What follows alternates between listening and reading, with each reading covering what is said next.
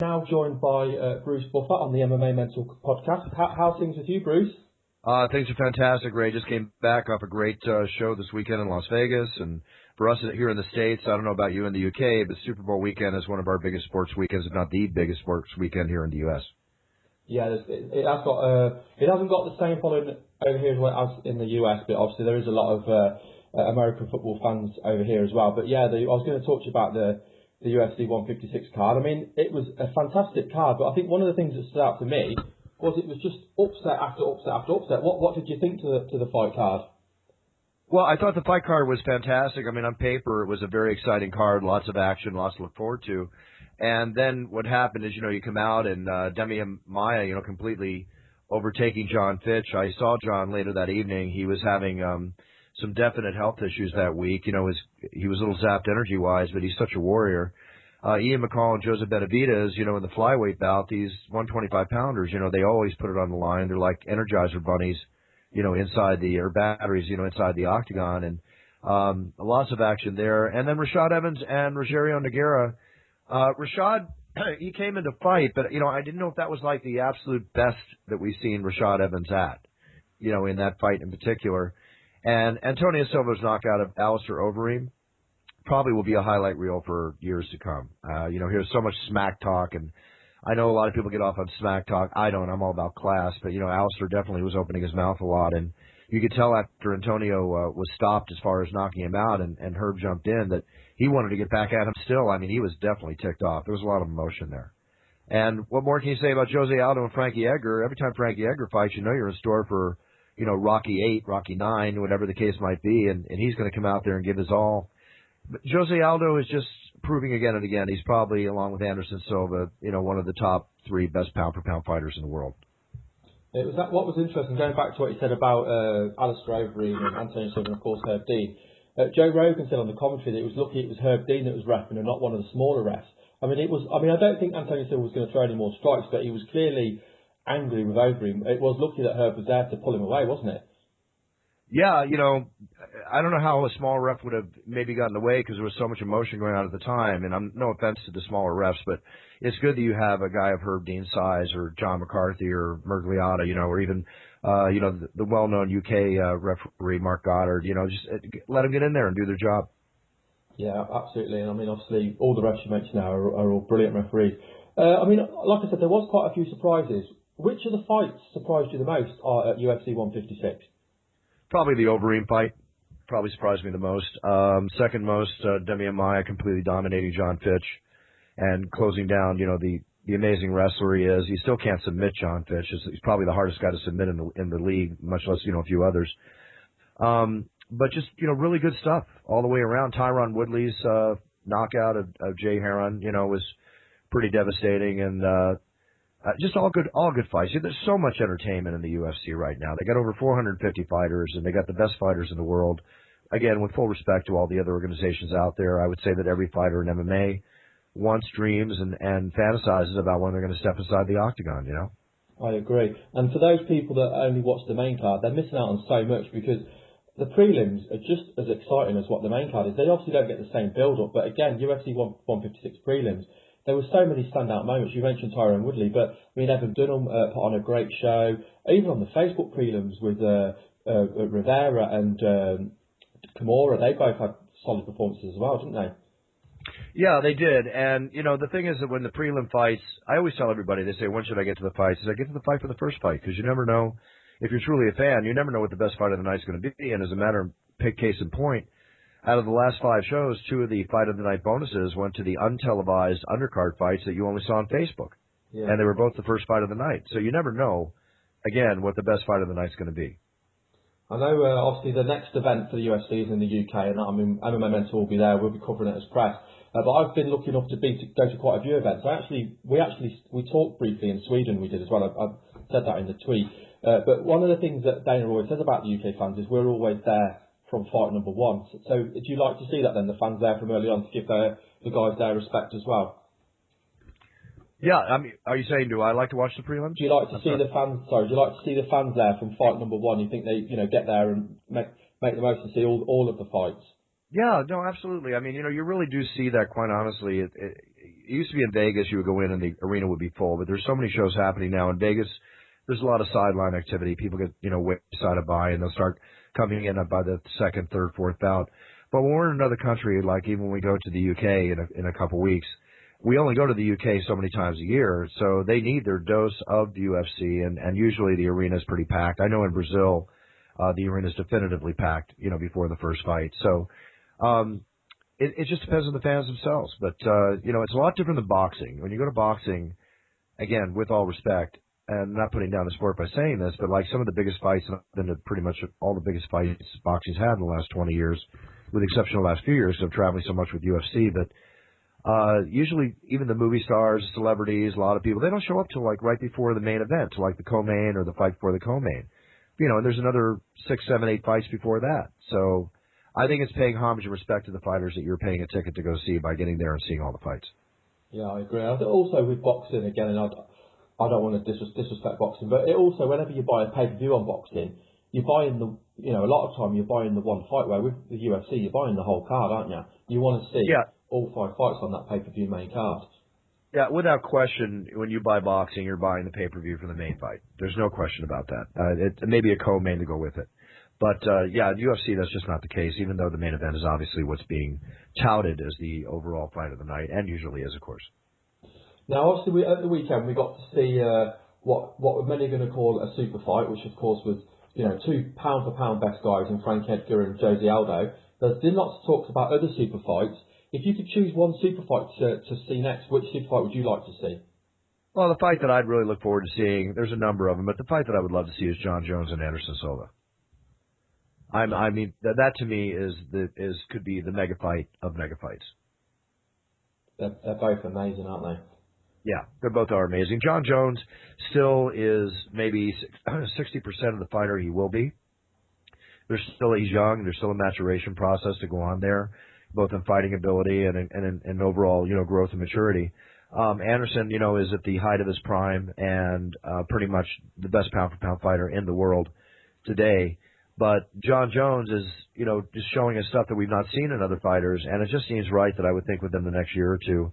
And I'm not privy to this. I have no basis or involvement in this decision-making process. But as a fan, I would love to see those two go at it. Yeah, I mean, I would as well. I mean, they're both phenomenal at what they do. It would be an absolutely amazing fight. Now, I wanted to ask you some questions around your announcing. Obviously, when you announce and the way you announce, it's absolutely flawless. How much practice do you have to put in to keep it to such a high standard? Well, thank you for that. And quite frankly, I never rehearse. I don't rehearse. I don't stand in the shower and go, John Jones. I don't do that. The only time I ever rehearsed I was telling Joe Rogan the other night, was at UFC 100. I was in my room, and the pressure was on about the 360 that I did that night. And I tried it 3 times in my room, and I slipped twice. And I thought, you know what? This is why I don't rehearse. Let me just go out there, feed off the energy of the crowd, follow my own passion, which is, I'm very passionate about what I do, which is why, I throw my blood, sweat, and tears, not blood rather, but I basically put my balls on the octagon floor every time I announce. I let it go. Yeah. And that's in homage to the fighters. I want to be there for them, the fighters and the fans. I mean, this is not tennis. This is not boxing. This is not football, not soccer, with all respect to all these great sports. It's the ultimate fighting championship, and I'm going to go out there and I'm going to give it my best every night I'm in that octagon. You can certainly see as well when you're calling out the names, you can see the guys getting fired up in the corner. It's like, for them, being in the UFC, as much as being in the UFC is huge, I think getting their fight announced or their name announced by you is just as big as well. I can't thank you enough for that. It's 17 years I've been in the octagon. I've only missed 2 shows. My book is coming out in the UK by Little John. My book, It's Time, which is my memoirs, and I'm very proud about that. I don't have the exact release date in the UK, but if I'm not mistaken, it's going to be around June. And you can pre-buy the book now on Amazon.com. But I tell a lot about, what people have no idea about me and have some idea about. And it's not going to be one of those books like, well, in 2003 I was in the octagon and Randy Couture was here and Vitor Belfort was over here. You can read about that on Wikipedia or any website, name it. I'm basically opening my heart and spilling my, the beans about my life, my family. It's got sex, drugs, and rock and roll in it, and even a chapter titled To All the Girls I've Loved Before. So I'm trying to make sure that you guys really enjoy it. That sounds absolutely brilliant. So that's available to be pre-booked on Amazon now, did you say? Yeah, the American version is for sale on Amazon.com. I would suspect in the UK they ship to the UK, so you can pre-order the book there. And also, too, my app for iPhone and the iPad is out, and the new Droid version comes out this month. But you can get that at the iTunes store. There's over 100 sayings in there for alarm clock, countdown, stopwatch, and there's a game called Spin the Buffer. So if you want an example of one, I give you one. It's like you are live. Get your ass out of bed now. You know, there's all these different sayings. Oh, that's fantastic. Well, what I'll do is I'll post some links with this interview so people can click the links and they can go straight to the iTunes and also straight to Amazon as well for the book. That's very nice. Very nice. No, my pleasure. Going back to the announcing, I wanted to know which names have been some of the hardest to announce. Because, I mean, you do get some, obviously, with some of the international fighters, you do get some long names. You know, I always say the longer, the meatier, the more syllables, the better. The shorter, the least syllables, the harder. So, for instance, the other night you have fights like fighters like John Fitch. Okay, you know, you can only do so much with John Fitch, right? It's just a two words, single syllable words. Then you get Nurmagomedov, and you get some of the Japanese and Asian fighters, and the Brazilians, and you know, you got meaty ones like Antonio Nogueira, or Randy Couture when I'm giving all his credentials out. So the more meat, the better. Some of the ones are so much fun to announce, especially when you're looking in their eyes, because it's kind of like staring into a thoroughbred racehorse in the gate before the gate opens, with snot and spit and everything going everywhere. Like, just get me out on that track.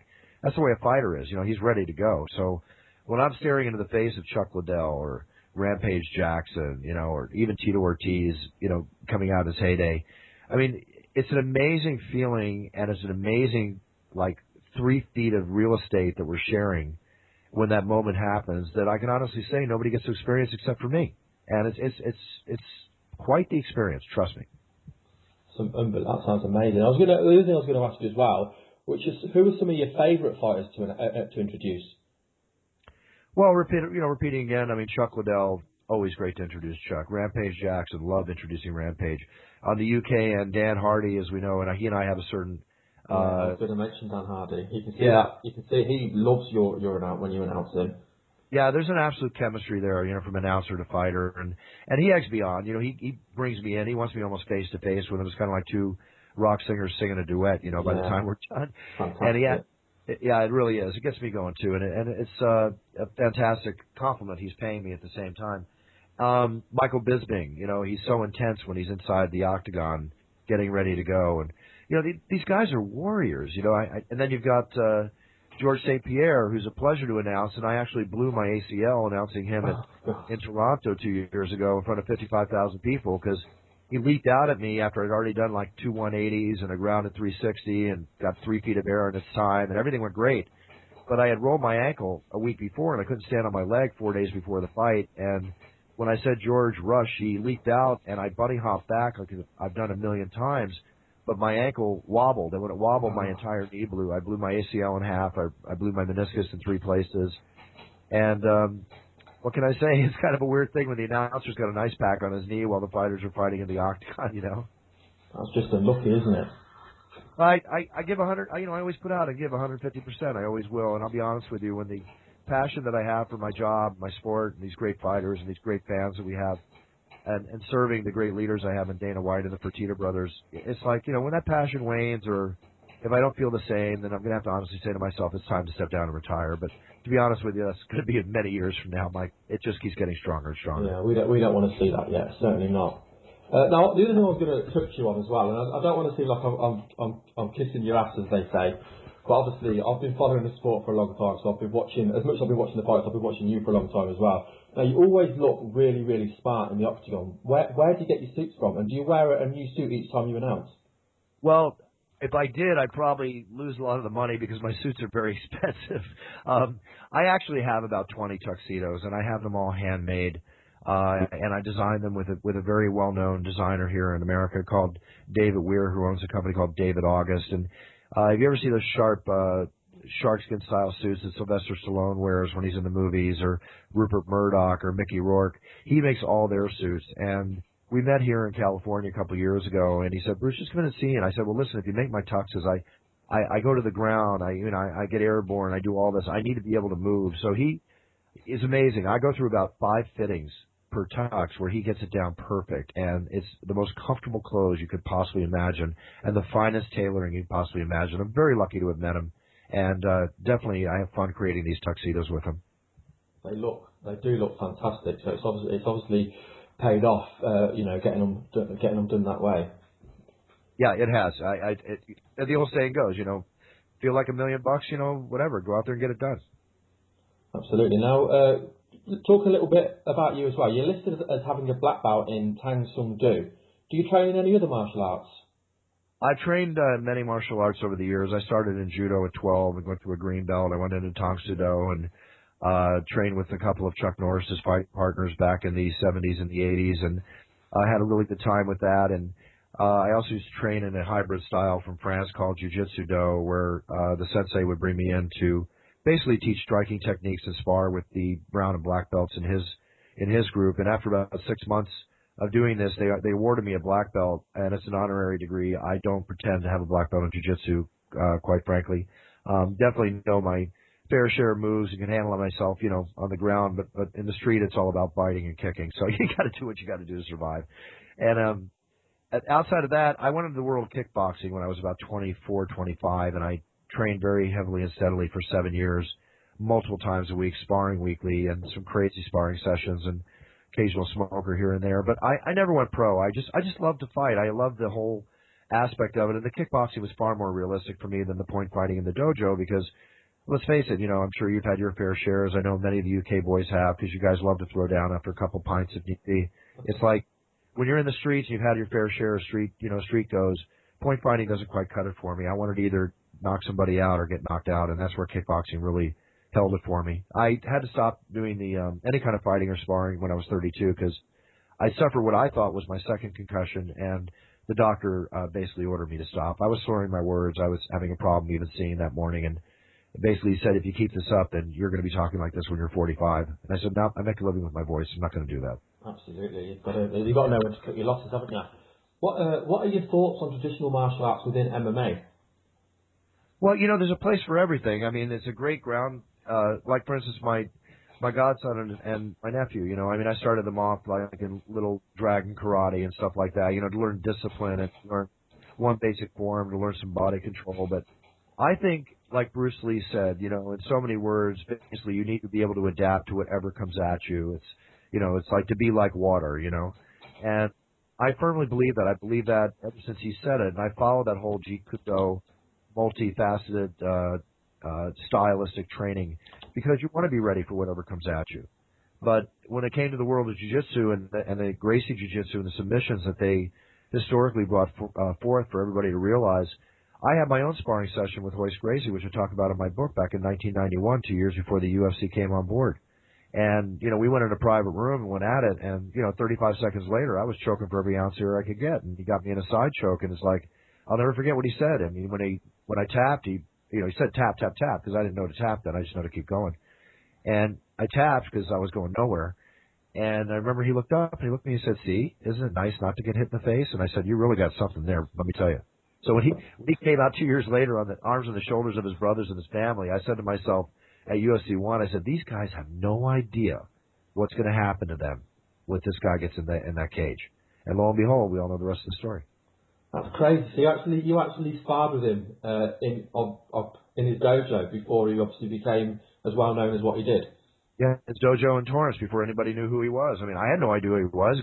A skinny kid came out who was like an inch taller than me, and I thought, oh, okay, this will be fun. Nope. That's mad, isn't it? I think no one knew what to expect when Royce Gracie entered that octagon for UFC 1. I think everyone was just completely deluded to what they thought was fighting, really, wasn't they? Yeah, well, we all love to strike. For those of us that have had the chance to go or two, you love nailing your punch and love striking, dramatic, excited. A lot of so. Poker player. How often do you get to play poker? I play every week. I actually have a video out called Final Table Poker you can buy on the internet, probably for just about $5-6. It came out a few years back, and that's one of the best teaching aids, especially for tournament poker. I'm in there with Chris Ferguson and a fellow named Phil Gordon. And basically, in 2005, I really got into poker because my very first tournament, I bubbled a final table in the Borgata, Atlantic City. My second tournament, I made the televised final table of the World Poker Tour on TV. And I played on Poker After Dark. I played in the World Series, on and on and on. So I love poker. It's, you know, when you don't fight anymore or spar anymore, whatever, there's basically a similar mental similarity from poker to fighting. And it's like knowing when to knock the guy out, or God forbid you get knocked out, when to put all your chips in is the same thing as going in there and putting it all on the line with the punches. And there's no defense and offense. So I really do enjoy it. I relax. Obviously, it's a great source of income, you know, when things are great, but I've always done well in poker. So it's good. I can play it till, you know, I can't walk anymore. Let's put it that way, or even after that. So it's the kind of thing I can do forever. But it does take time, and recently I came in 19th in the World Poker Tour main event in Montreal a few months ago against 1,173 of the best players in the world. And at the third day, I came in 19th, won some good money, but first place was $750,000 quid, and I was really looking at that hard. Oh, I bet you was, yeah. And have you played against any MMA fighters, and which ones are the best players? Yeah, I have, but I will say the best player out there and fighter-wise is Mike Swick. He's a very, very good player. Actually bubbled a final table at the World Series of Poker in Las Vegas a few years back and proved his salt there. But Mike is definitely a good player, good poker face, good patience. You got to have patience, and you got to have what I call BSC, ball skill and confidence mixed with a little bit of luck. Otherwise, you shouldn't be playing the game. Now, also, I've seen you in a couple of TV programs. There's a couple of programs that I like to watch, and the ones that I'm talking about are Friends and Entourage. What was it like taking part in both of them? You know, Friends was a great thing. That was back in 1997, and I talk about that in my book because it was during the filming of Friends that I secured my position in the Octagon as the official voice of the Octagon. I'd rather save that story for whenever you read the book. Okay. But it was, you know, that was the biggest show on TV back then, and it was my first experience. I'd done some film and TV before, but that was my first experience being in a really top-notch show, and to rehearse and spend the couple days I did on the set and everything. It was a great experience. I'm still getting residual checks because they play the hell out of that. Entourage, I'll tell you some funny story about Entourage. What's the one thing, Ray, in Entourage that is always a guarantee every show? The one thing you're going to see every show. I'll help you out. Hot girls, right? Yeah. The hottest, sexy girl, right? I probably got the one Entourage where there were no girls on the set, and we were performing for a group of kids and charity and stuff like that. So there's no call to have all the hot, you know, ladies on the set. Yeah. But it was a great time because a great cast, the crew, the actors are all really, really super cool. And I love that show. You know, I miss it. I actually really enjoyed Entourage. So it was a pleasure and an honor to, you know, been allowed to be on the show. Yeah, it was a good show. Sorry, what was you going to say? Did you get Here Comes the Boom yet? Did you get the Kevin James movie in the UK? I haven't had a chance to watch it yet. It's a good film. I'm in that with Boss Rudin and Joe Rogan, Mike Goldberg, Herb Dean. Christoph Szynski does an amazing turn as the mean fighter that he winds up fighting in the end of the film. And the climax actually took us 2 weeks to film. But it's a good film, and I do recommend for all the MMA fans out there or people that just love a good comedy and a good movie to go see it. It's called Here Comes the Boom, and it came out here in the States a few months ago, so it should be either there now or about to. I don't know how long it takes to get over there. Yeah, I'm sure. I've definitely obviously heard of it. I'm sure it is over here now. So yeah, if obviously that's another one, I'll have to go and watch that myself as well. Now, in an interview I saw with your brother Michael, he said he didn't meet you till he was 49. Can you explain how that was? Well, actually, he was more like 43. I was like 31. We're basically 44. We're basically 13 years apart. Again, save it for the book, but to give you a quick story, in 1987, shall we say, my grandfather's Johnny Buff. He's the flyweight, bantamweight boxing champion of the world in 1921. Michael never had an idea that was his grandfather, and he wound up becoming the legendary boxing announcer and sports entertainment announcer he is. So when he came out on TV, I thought, who is this pretty boy saying this, let's get ready to rumble? You know, we kind of look alike. I'm certainly not pretty, but, you know, there's some similarities there. And it's like, this is weird. I got butterflies in my stomach. So over the course of a year or so, I did some research and found some stuff out about him. And lo and behold, found out that through my dad, who wasn't sure at the time either, but that was my long-lost half-brother, Michael Buffer. And we came together as a family, and roughly 4 years or so later, I sold two very successful businesses and had a beach house on the, on the beach here in California, living a wonderful life, and still do, thank God. But what happened is I gave up everything. I gave up everything with a dream. When I saw him announce the Riddick Bowe Holyfield fight, the very first one they did in 1992, November 13th, 1992, I'll never forget it.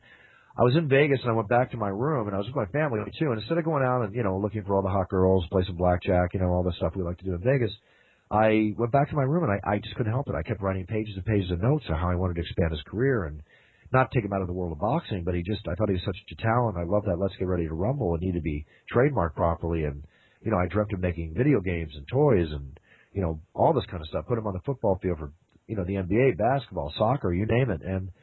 Lo and behold, I just said, look, I met with him and said I'm willing to sell both businesses and roll the dice with the money I have in the bank, and I want to make you richer. Basically, conveyed I'd like to make him richer, more famous than you ever dreamed, and myself hopefully in the process. But let me be your manager. I want to be your partner. I'm gonna make your career. I'm gonna put this 5 words phrase on the tip of everybody's tongue as part of American culture. And it's kind of like, how are you gonna do that? I said, I don't know. Figure it out as we go along. And lo and behold, the last 20 years speaks for itself. Absolutely, yeah. And I think you're both. Well, I mean, when people talk about announcing, the first names you mention are you and your brother, so that says it all. And there's also some really good announcers out there as well. So that says a lot, doesn't it? Yeah, absolutely. I mean, it's I know there's a lot of young bucks out there waiting for me to drop the ball, but that's not going to happen, and I wouldn't have it any other way. It's just competition breeds success, and success breeds competition. And the thing about making it in life is the ramp-up time to get there, to be successful is one thing, but once you're at a point of success, whether you're in business or in show business or any other business, it's all about maintaining and keeping it there. And that's where the real work begins, and you want to be smart. Once you get cocky, you can just guarantee you're going to lose. Guaranteed. Show me somebody that gets cocky about who they are. I'll tell you right now, it's limited how long they're going to hold that position. I think we saw that at the weekend with we talked about earlier on with Alistair. Now, I've had you on for longer than what I said I was going to be on, so I will let you go shortly, but I just want to make the most of, obviously, having this opportunity to speak with you. Now, one of the stories I read about you was about you and Frank Trigg in a lift. Yeah, you know what I'm talking about, don't you? Do you mind elaborating on that for us? Frank's a friend, and at the time, Frank had just recently fought in the UFC, 3 times, and he lost twice to a rear naked choke to Matt Hughes, if I'm not mistaken. And I remember we were at an event, and again, it's in the book. I got to say some stuff for the book, Ray. Absolutely, that's fine. But I will tell you that we had a friendly go in the elevator, which happened in an elevator at the Hard Rock Hotel. Frank did something very stupid before the doors closed. Dana White was in there with the security guy, as Mike Goldberg was, and we're all talking, and I stepped in front of Frank, who was asking Dana when is he going to put him back in the octagon. It's like the first thing out of Frank's mouth. And I stepped in front of him to look at Dana's watch because I love watches. I mean, jewelry, whatever, I love fine watches. So I was admiring it, and all of a sudden, Frank hit me with a ridge hand into my throat from the side without me seeing it. Blindsided me with a ridge hand in my throat. And it wasn't weak. It was it wasn't full power, but it was a good 60% or more.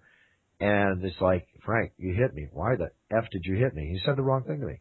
He said, what are you going to do about it? Okay, it's on. Let's go. So, then we went at it, and read the book. You'll get it all. I won't ask you any more questions on that.